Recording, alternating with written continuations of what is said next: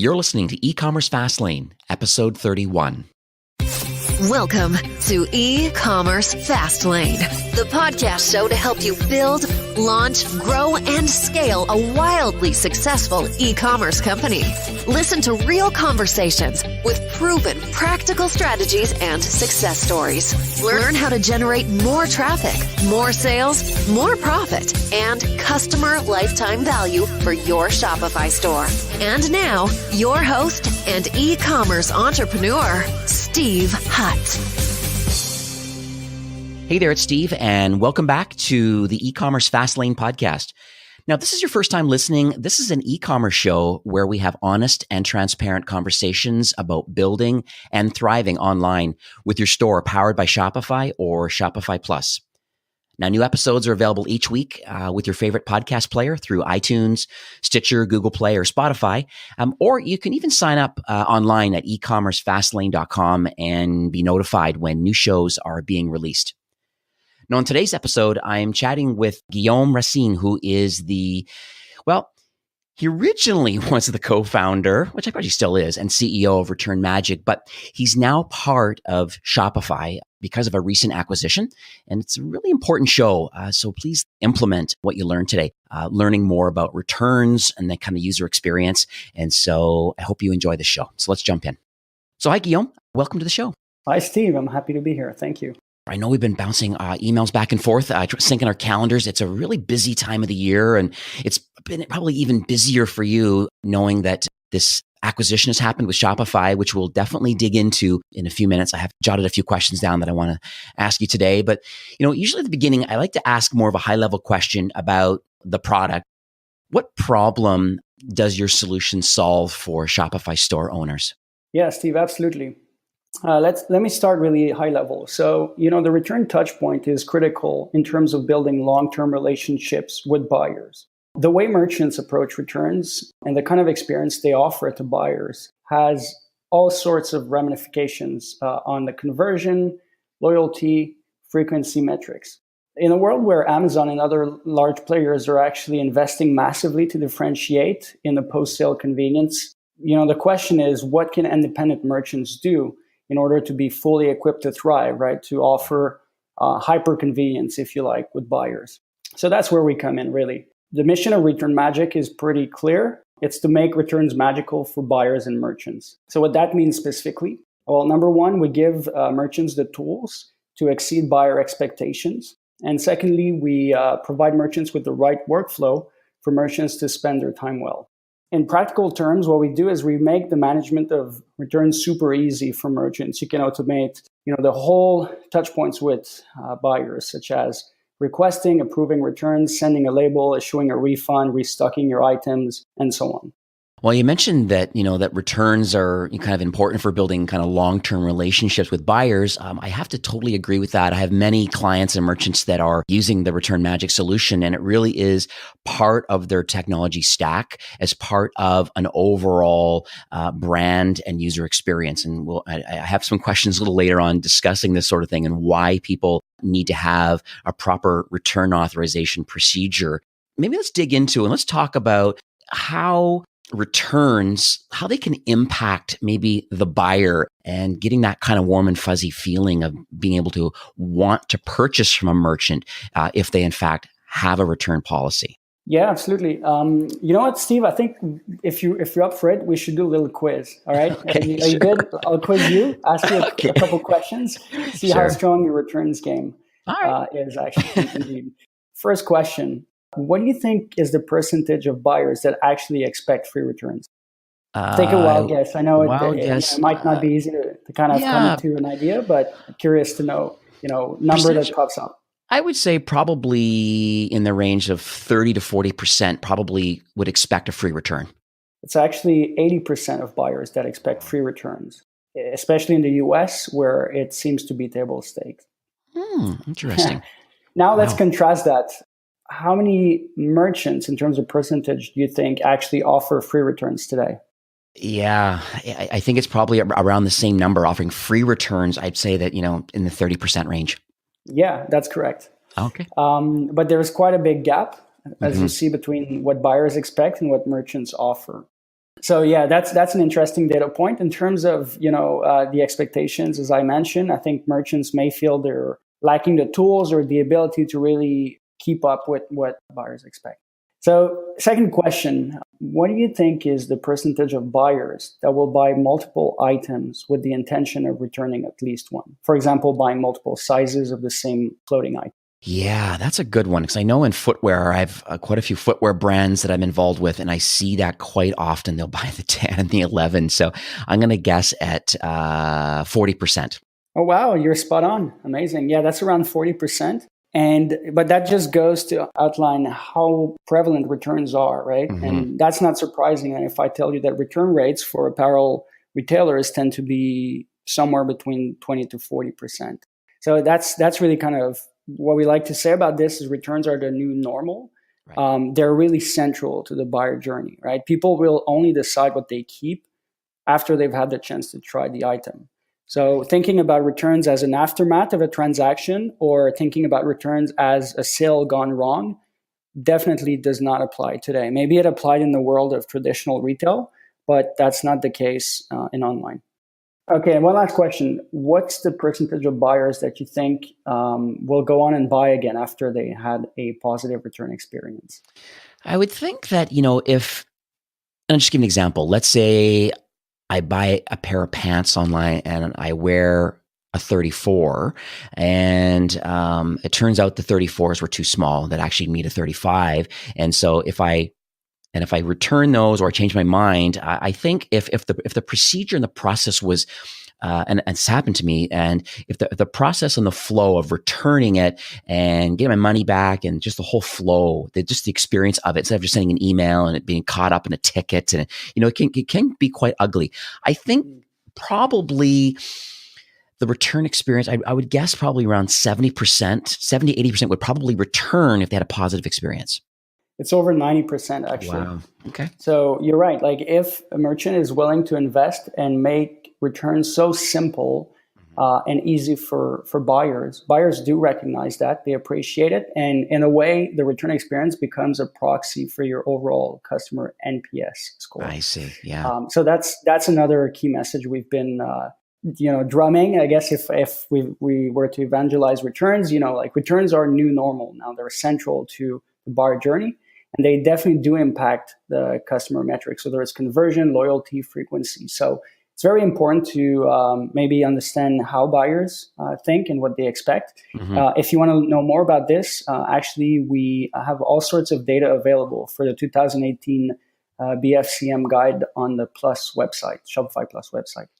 Yeah, I'll make sure in the show notes, I'll have links to this brand new guide that I think just came out yesterday based on today's recording, but I'll make sure the link is there. And I've had a sneak peek through it. It's really exciting, the amount of content that's put into that really take it to heart, learn from it. It's very clear that Shopify has done a lot of work in preparing this document and with a lot of partners and a lot of great history behind previous BFCM successes and failures for some folks. And the idea here now is let's follow some of the best practices. And so I'm great to see that you listed in there. So I was thinking more about now the product itself and kind of what are some of maybe your core principles that maybe have influenced Return Magic and just kind of the creation of it.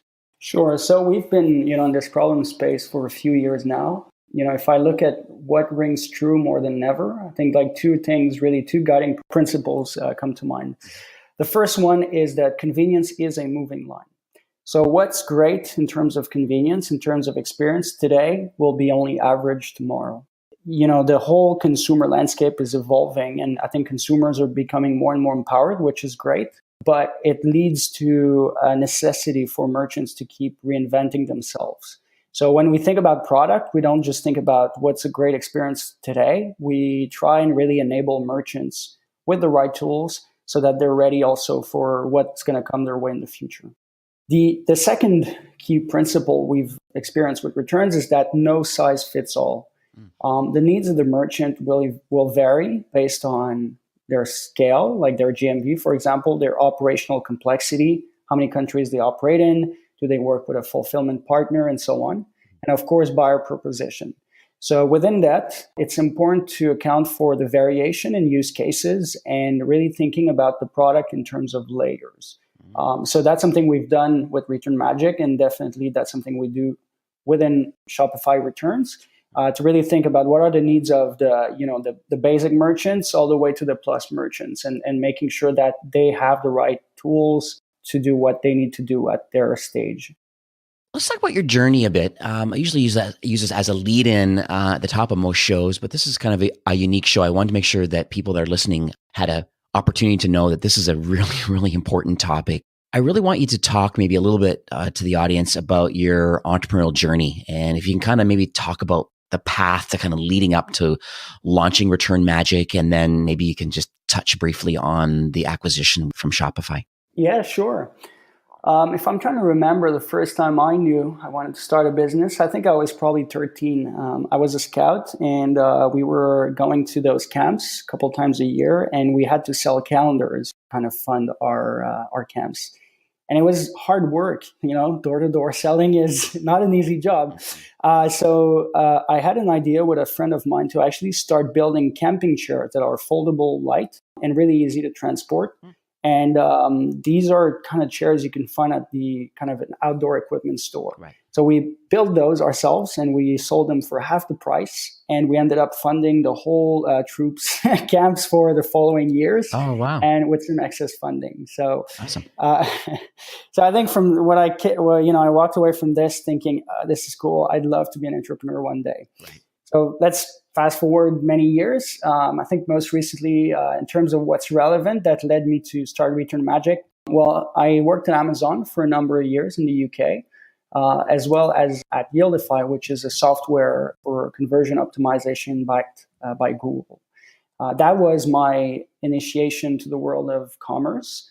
I realized I loved the space. I love merchants. I loved seeing entrepreneurs succeed in the space. But more importantly, I also noticed how key the return touchpoint was, and how few solutions, good solutions there were for merchants. That observation around the need versus what's available in terms of returns was also kind of a similar observation that my partner, Raf, co-founder at Return Magic, had as well. He was previously a founding CTO at Frank & Oak. So we were discussing together, and we thought, we should build a solution that actually we want to use for ourselves. And that really set us on a path of, validating the problem first. I think it's really important when you start a business not to jump to the answer right away, but try and understand really the problem space. Mm-hmm. So we spent a couple months and just trying to talk to as many merchants as possible. And the funny thing is actually just about every merchant would take our meetings, right? So they experienced the pain, they were looking for a solution, and they had no idea what. So from that point on, we thought, okay, I think the problem is a real one. It's not a nice to have, it's a critical problem for merchants. So we built a prototype. We did a lot of selling the vision on the phone because we had nothing effectively, but we managed to get a few merchants just trust us, I guess, and take a chance on us. And that was the kind of the start. After that, we just had this feedback loop of launching new features, getting that feedback in, right? Doing the things that don't scale. I know it's a bit cliche, but it's really, really key, I think, especially at the early stages. Right. And then leading up to the acquisition by Shopify, well, really we launched as part of the Shopify Accelerator. We always kind of knew what Shopify was. Since basically 2010, 11, and we knew how great the company was. So initially part of the accelerator, then we had a partnership with Shopify Plus, which really helped us scale. And through these years, we met all sorts of amazing people within Shopify. So when the discussion came to, I guess, partner in an even closer way, meaning an acquisition, well, we were already kind of pre-sold. And at that point, we had those conversations with the leaders in the organization, and that sealed it for us. We knew from a value, from a vision point of view, we were totally compatible. I see. That's a really good story. Thanks for sharing that. I know sometimes it can be a little bit personal talking about kind of the entrepreneurial journey kind of leading up, but then, it seems that you're likely now with your people. meaning that, you've always see some benefit in partnering up, being part of the partner ecosystem with Return Magic, along with a few other competitors in the same space, trying to solve this problem.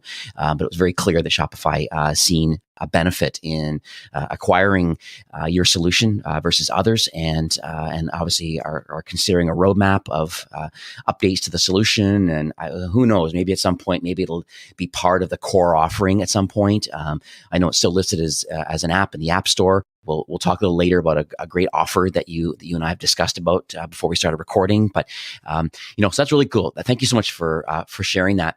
And so let's talk about the actual building now, and kind of maybe some of the learnings of building Return Magic. And maybe let's start maybe from an entrepreneurship point of view first. Yeah, great question. Again, I could go on for ages, so I'll try and keep this in a bullet point format. Okay.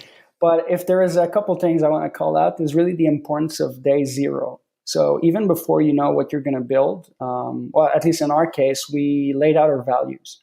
We thought very deeply about the kind of business we wanted to build, and now, I guess, but also in the future. So we laid out our values. We had no employees, right? There's just me and my co-founder. It definitely was probably overkill, but that set the foundation, I think, in terms of the behavior. And then when we started hiring, we felt that the values and the mission was really held and carried by the employees as well. Right. The other component I'd say of like the importance of day zero is the founding stories. So if you've read From Zero to One by Peter Thiel, right, he touches briefly about these founding stories. And it comes down to what kind of business you want to build and why.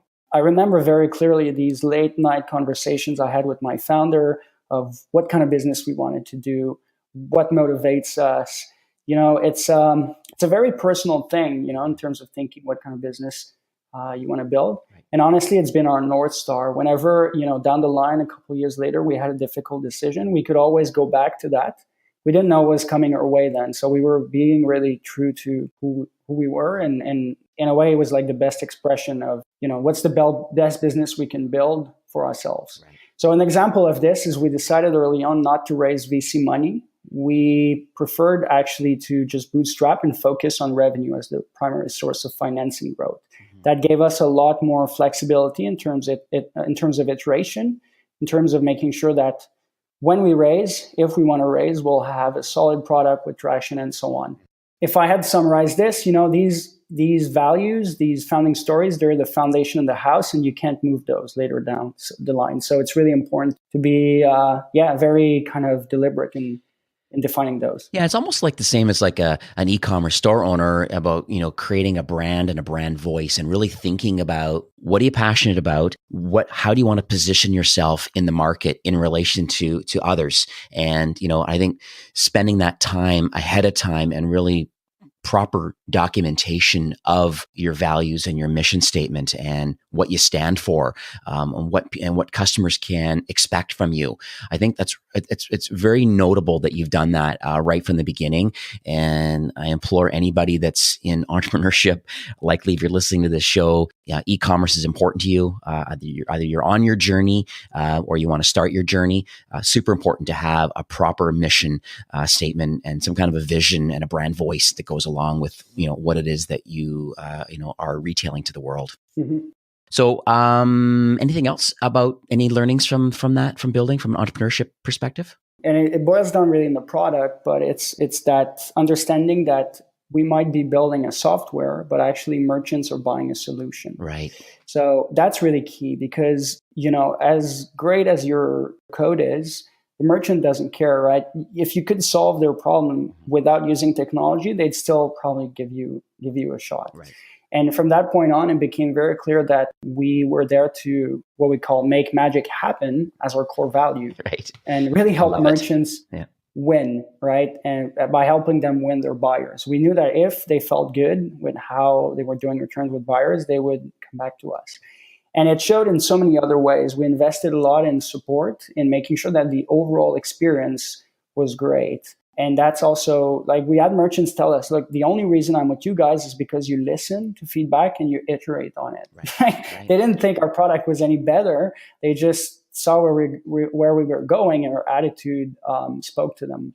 So that's also, I think, one key learning. I didn't really understand the depth of that kind of approach, and it's been really important. Like I'm telling you, sometimes we've had merchants that were pissed off, right? I think any app developer will understand that, you can't be perfect all the time, but it's fine. Everybody makes mistakes. It's the way you approach those mistakes. And a lot of the times, the most difficult moments for merchants is where we saw that opportunity to build a strong relationship with them. So I like to call this the judo method, where we take someone that's completely pissed off, that gave you a 1-star rating, and you just respond with love, with kindness, in such a way that they actually end up becoming your biggest advocate.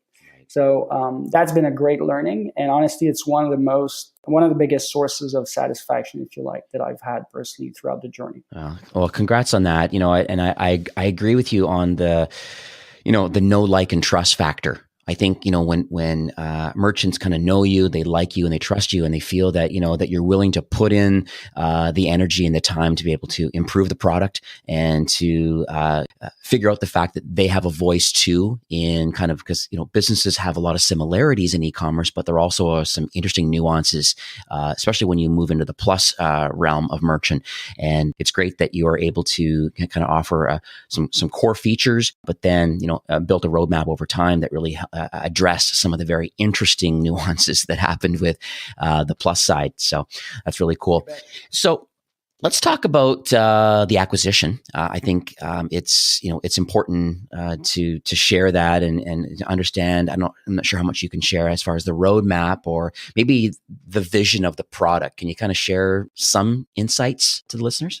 Yeah, absolutely. Well, first, I just want to mention our mission and our product vision remain very much along the same lines as before, except now in a bigger and a bolder manner, which is really exciting. We have the chance to be part of a large family, a great platform for us to do great things. And that's obviously exciting. And at the end of the day, that's also why we decided to join Shopify, because we felt we could do a lot more for merchants inside the building. Now, in terms of where we're going to take the product around returns, well, we're going to launch Shopify Returns, which is a native solution to Shopify. Excellent. Along with perhaps it's going to probably going to be a few layers of product, to be honest. So I can't tell you too much now. I'll keep the suspense going because this is kind of all under discussion right now.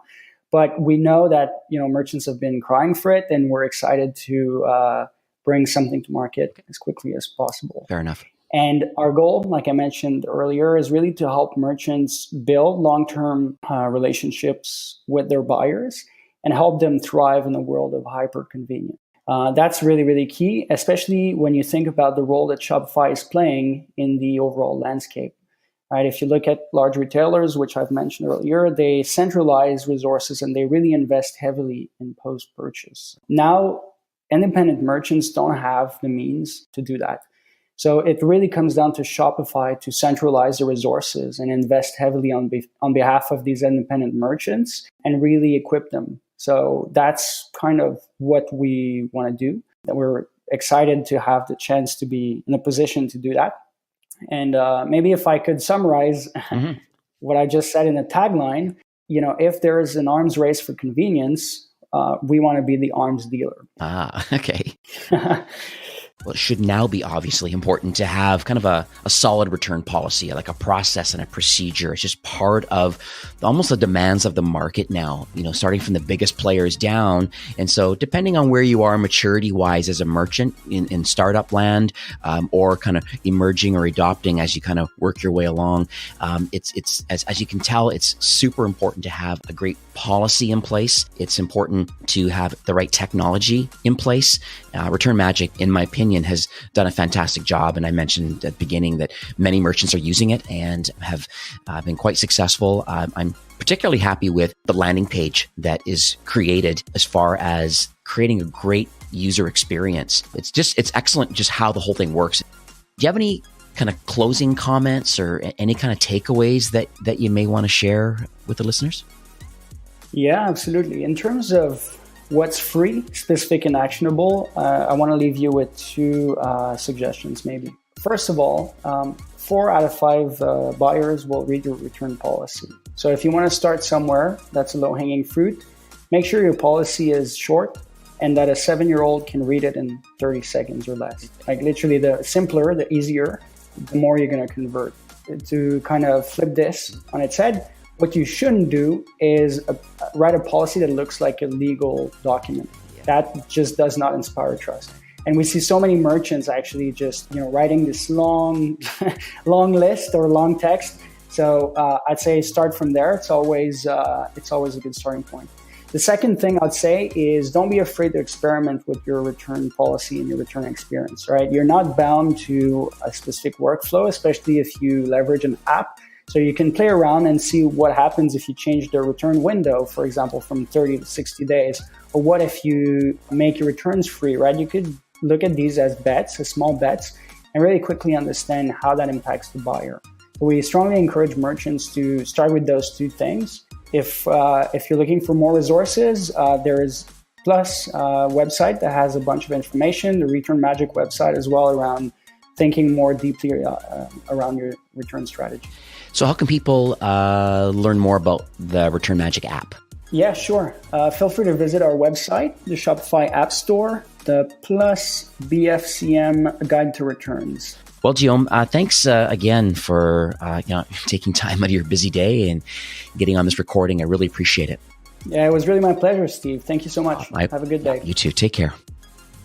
Well, that's it for this episode. A few important takeaways for today. Your customers are reading your return policy, so make it simple and straightforward to understand. Guillaume said it best. Assume a 7-year-old is reading it and write it in a language that's transparent and fair. There's an ever-increasing expectation from buyers for merchants to have a seamless and pain-free return or exchange workflow in place. And that's why Return Magic has been created. Now, Shopify has a mantra, make commerce better for everyone. And it really does ring true here with Return Magic, really by helping merchants like you really differentiate and innovate the buyer's experience within the returns process. Now, if you don't have a return solution in place, you should give Return Magic a try. It's free now for the next 3 months without any obligation. Just use the coupon code FASTLANE when you sign up and see for yourself how it can help your store. And before I end the show today, I'd like to thank you, my loyal listeners. It's my hope this podcast is offering you a ton of value through growth strategies, tactics, and exclusive insider tips on the best Shopify apps and marketing platforms, all with my personal goal to help you grow and scale with Shopify. Thanks for carving out some time today and listening to the show. I truly appreciate you and your entrepreneurial journey. Enjoy the rest of the week and keep thriving with Shopify.